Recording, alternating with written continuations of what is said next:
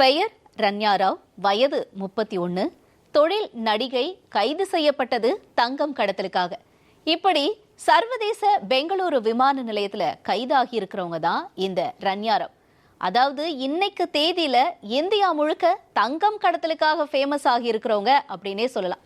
இவங்களை எங்கேயோ பார்த்த மாதிரி இருக்கே அப்படின்னு நீங்க என்ன கேட்கலாம்.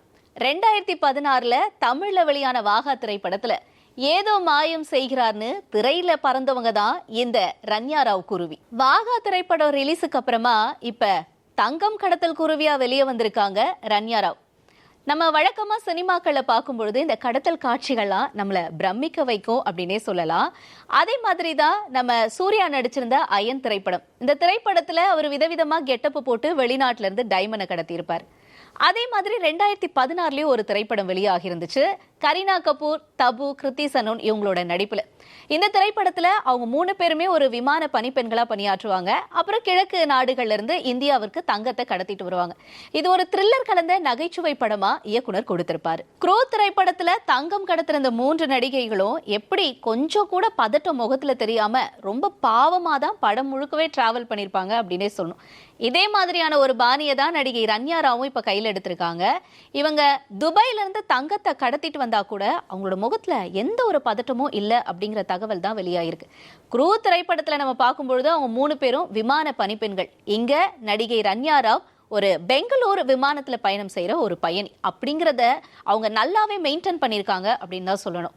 கிட்டத்தட்ட துபாயில இருந்து 14.8 கிலோ தங்கத்தை இவங்க தன்னோட ட்ரெஸ்ல இருக்கு இல்லையா, அங்க இருக்கிற அந்த ஆடையில ஒரு பெல்ட் ஒன்று இருக்கு. அந்த பெல்ட் மூலயமா தான் இந்த தங்கத்தை அவங்க கடத்தியிருக்காங்க அப்படின்னு சொல்லப்படுது. இவ்வளவு தங்கத்தை நம்ம கடத்தி வச்சிருக்கோமே அப்படிங்கிற எந்த ஒரு பதட்டமும் இல்லாம செம்ம பந்தாவா ரொம்ப கேஷுவலா விமான நிலையத்துக்குள்ள இவங்க வலம் வந்திருக்காங்க. இன்னும் கொஞ்சம், அதாவது இன்னும் ஒரு ஸ்டெப் எடுத்து வச்சா விமான நிலையத்துல இருந்து நம்ம போயிடலாம் அப்படின்னு நினைச்சவங்களுக்கு தான் ஒரு ட்விஸ்ட் காத்திருந்துச்சு. அங்கதான் கொஞ்சம் இங்க வாங்க அப்படின்னு சொல்லி விசாரணைக்கு அழைச்சிருக்காங்க மத்திய புலனாய்வு வருவாய் அதிகாரிகள்.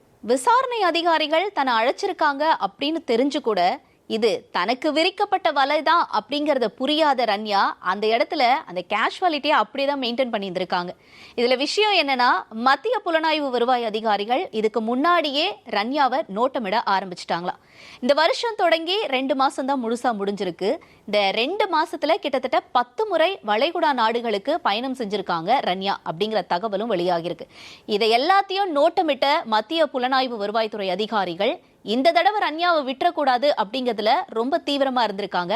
அதனாலதான் சமீபத்துல அவங்க துபாய் போயிட்டு ரிட்டர்ன் வரும்பொழுது அவங்கள கையும் களவுமா பிடிச்சிருக்காங்க. அது மட்டும் இல்ல, அவங்களையும் அவங்களோட உடைமைகளையும் சோதனை செஞ்சிருக்காங்க. எப்படியாவது ஆக்டிங்க போட்டு தப்பிச்சிடலாம் இந்த தடவையும் அப்படின்னு நினைச்ச ரன்யாவால இந்த தடவை அது முடியல.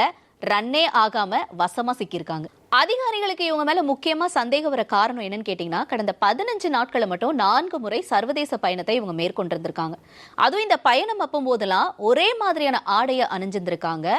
அது மட்டும் இல்லாம அந்த ஆடையில இருக்கக்கூடிய பெல்ட் வெளியே தெரியாத வகையில இவங்க அணிஞ்சிருந்திருக்காங்க. இதை எல்லாத்தையும் நோட்டமிட்ட அதிகாரிகள் இதன் மூலமா அவங்களோட சந்தேகத்தை இன்னும் ஸ்ட்ராங் ஆக்கியிருக்காங்க.